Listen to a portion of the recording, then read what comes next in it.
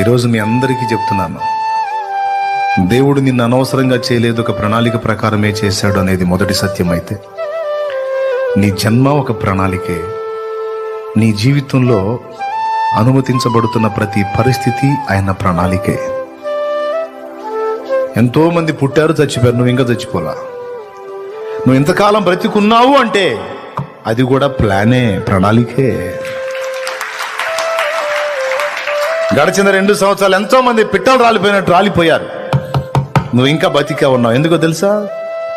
నువ్వు ఆయన సేవ చేయాలి.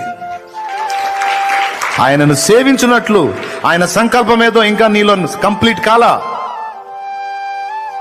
నువ్వు నెరవేర్చవలసిన బాధ్యతలు, నువ్వు నెరవేర్చవలసిన సంకల్పం, నువ్వు చక్కబెట్టవలసిన దేవుని ఉద్దేశాలు ఏవో ఉన్నాయి. అది నీలో కంప్లీట్ కానంత వరకు నిన్ను పిలవడు.